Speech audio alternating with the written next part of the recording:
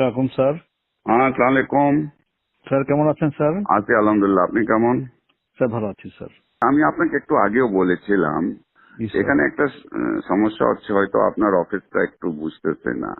You C, normally আমরা যখন work পারমিটটা দেই, জি স্যার। ওয়ার্ক পারমিট বিডা থেকে যখন আমরা রেকমেন্ড করি, জি স্যার। তো এনএসআই এর মেন জবটা হইলো to look at it from a security angle, G sir. that whether these people have any security risk or not, and আপনারা আপনার ক্লিয়ারেন্স দেন। ট্রেডিশনালি এটাই হয়ে এসছে। জি স্যার। আর আমরা করতেছি কি, আমাদের একটা লেড আউট পলিসি না থাকলেও জি স্যার। আমাদের থার্ড পার্টি যারা অনেক জায়গা হয় কি, স্পেশালি আপনার সফটওয়্যার কোম্পানিগুলিতে, জি স্যার। তারা এখানে কন্ট্রাক্ট, গভর্নমেন্টের কন্ট্রাক্ট, অন্য কন্ট্রাক্ট পায়, তারা কিন্তু as worker they bring in not direct work permit people হিসাবে, they bring in as contract worker. Sir sir. তো একটা কোম্পানি আপনার সাথে বোধহয় দেখা করেছিল, আমি আপনি টাইম দিলে she will meet you again. হ্যাঁ স্যার আসছিল স্যার। হ্যাঁ, আসছিল স্যার। তো ওটা আবার আপনি বলেছিলেন আমরা রিভিউ করে পাঠাইতে, আমি হোম মিনিস্টারকে বলে আপনাদের কাছে রিভিউতে পাঠাই দিয়েছিলাম। জি স্যার। ওটা আপনারা আবার না করে দিয়েছেন। জি স্যার। আপনারা করেছেন না অন দ্য গ্রাউন্ড দ্যাট বিডার কোনো পলিসি নাই এটার ব্যাপারে। তো ওটা তো আপনাদের দেখার ব্যাপার না, পলিসি আমার আছে কি না, that is not, you see whether the security clearance আছে কিনা, whether they are security or not secure, ওটা তো আমার ওয়ার্ক, আমি হোম মিনিস্ট্রির সাথে বিডা বুঝবে। স্যার ঠিক আছে স্যার। এখন স্যার আমি আমি দু একটা আসপেক্ট একটু আপনাকে বলি। হ্যাঁ, যেই লোকটা ভাড়া দেখাচ্ছে 30,000 টাকা, বাট সে 3 লাখ টাকার বাসায় থাকতেছে, so he is not paying tax because he is showing 30,000 টাকা হাউস রেন্ট। 2,30,000 টাকা যে বাকি যে 3 লাখ টাকা যে বাসা থাকতেছে, যেটার জন্য এডিশনালি সরকারকে পে করার কথা, সে তো সেটা করছে না স্যার। তো এটা দেখার দায়িত্বটা কার?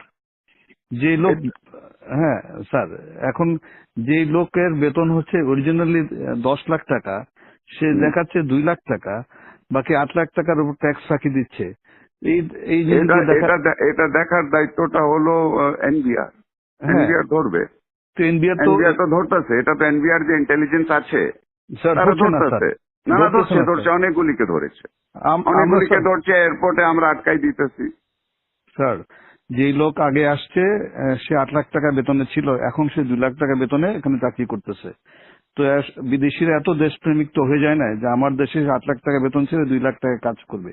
সুতরাং আমাদেরকে তো এগুলো যখন অবজেকশন দিয়েছি তখন সে তার বেতন আবার বাড়ায় 6 লাখ টাকা করেছে স্যার। তো সাম পয়েন্টে ওটা ঠিক আছে না, এট সাম পয়েন্ট এটা তাহলে আমরা বসি, লেট আস সিট হ্যাঁ down with NBR, sir. Everybody আমরা বসি, কিন্তু point is G sir. This responsibility basically is NBR. Sir If NBR is not doing it, then you should point out to them যে তোমরা করো, কিন্তু তার দায়িত্বটা, হ্যাঁ, ওর দায়িত্বটা আপনি আপনার ঘাড়ের উপরে তো নিতে পারেন না। জি স্যার, আমরা না করতে পারলে ভালো হতো স্যার। তবে এই প্রসেসে আমরা সরকারের রেভিনিউ আনে বড় একটা অংশ রেখেছি। না, এটা ঠিক আছে, এটা আমরা একটা তাহলে মিটিং করি, আমরা বিডা এনবিআর আপনারা মিটিং করি, কিন্তু এই কেসে তো this is not the case. এই কেসে স্যার একটা কোম্পানি যখন একটা লোক আনে, তখন তার একটা বেতন ধরে যে তার এত টাকা বেতন, এত টাকা ধরে করবে, সেই হিসাবে যদি আবার থার্ড পার্টিকে দিয়ে দেয়, তাহলে এটাকে বিডা একটা পলিসিতে আমাদের দিয়ে দিক যে না, ইচ্ছা করলে সে আমি 2,000 টাকা, আমরা we have been giving this for a long time. হ্যাঁ, আমি আপনি তো আমাকে সিকিউরিটি ক্লিয়ারেন্স দিবেন জুবাইর স্যার। আপনি এখন যদি পলিসি ম্যাটারে যদি NSI is going to say you have to dictate policy to me, then তো it is going to be very difficult sir. এটা একটু বলা উচিত স্যার। তাহলে আমরা সিকিউরিটি ক্লিয়ারেন্সটা তাকে, সে যে বিদেশ থেকে যখন আসবে তাকে সিকিউরিটি ক্লিয়ারেন্সটা তাহলে আমরা না দিই, আমাদের কাছে না নিল, আমাদের কাজটা খুব কমে গেল স্যার।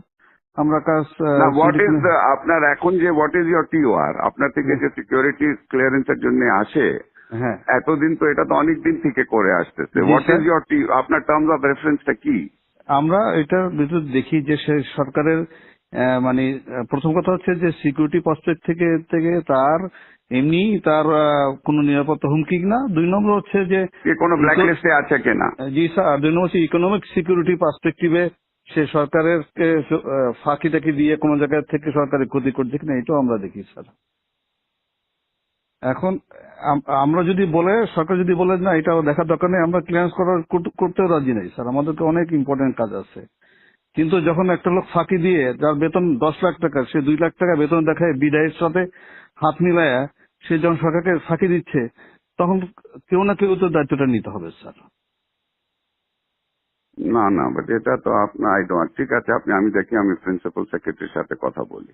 জি স্যার, আমার যতদূর মনে হয় দিস ইজ নট, এতদিন তো ছিল না, এটা তো নতুন, আপনি ডিজি হয়ে এই প্রবলেমটা আসছে, এর আগে তো কোনোদিন হয়নি। আমি 2009 সাল থেকে এই প্রতিষ্ঠানে আছি।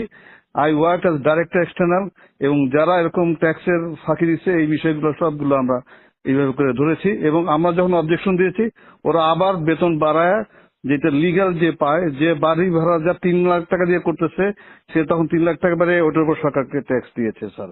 চিটাগাং পোর্ট দিয়ে স্যার হাজার হাজার গাড়ি আসে, ওগুলো আটকাই, ওরা ট্যাক্স দেয়। So I am adding value tax to the government. Although এখন বলবেন যে না এটা তো এনএসআই রেসপন্সিবিলিটি না স্যার, এটা যদি সরকার বলে দেয় যে না এগুলো করার দরকার নেই, আমরা কিছু করবো না স্যার, আমাদের কাছে ক্লিয়ারেন্স না পাঠাইলেও তো হবে না স্যার। কিন্তু বিডা আমাদেরকে বলতে হবে যে তারা যদি জাস্টিফাই করে যে একটা লোক বিডা যদি কম্প্রোমাইজ না হয়, আমাদের তো কোনো অসুবিধা নাই স্যার। আমাদেরকে একটু ক্লিয়ারলি বলে দিক স্যার যে একজনের জন্য নিয়ে এসে একজনকে দিতে পারবে, বা 2-3 হাত ঘুরে এসে লোক কাজ করতে পারবে, আমাদের কোনো অসুবিধা নাই স্যার। একটা মিটিং হলে ভালো হয় স্যার, আমাদের জন্য সুবিধা হয় স্যার। আচ্ছা ঠিক আছে, আমি দেখি, আমি একটা মিটিং এর ব্যবস্থা করি, আমি প্রিন্সিপাল সেক্রেটারির সাথে কথা বলি। এটা একটা, we need to get A clear guidance on this. এবং আমি স্যার 12 বছর এই পজিশনে চাকরি করতেছি, এবং এইভাবে আমরা কিন্তু ক্লিয়ারেন্স মানে যেগুলোতে কম হয় না আমি অবজেকশন দিয়ে আসতেছি কিন্তু। এবং এই এই এই এই প্রতিষ্ঠানটা একটু ম্যানিপুলেশন বেশি চেষ্টা করতেছে, এবং বাট আমরা এরকম কেস খুব রেয়ার পেয়েছি, যারা একজনের জন্য নিয়ে এসে, আমি নিয়ে আসলাম একজনকে বিদেশ থেকে, এসে আবার আর এক কোম্পানিকে দিলাম, এই কেস প্রথম আমরা পেয়েছি। বিডা আমাদেরকে বলে দিক যে এইটাতে কোনো অসুবিধা নাই, আমরা সদস্য দিয়ে দেবো, বিডাও ক্লিয়ারলি বলে না। আচ্ছা ঠিক আছে, আমি দেখি। আর আপনাকে একটু জানাচ্ছি, BIDA is a compromise organization sir, মানে ন্যাশনাল ইন্টারেস্টে তারা শুনেন, আপনার NBR is also compromised organization. Exactly sir, exactly. আপনার civil aviation is a compromised organization. আপনার সব থেকে বড় কম্প্রোমাইজড অর্গানাইজেশন ইজ দুদক। জি স্যার।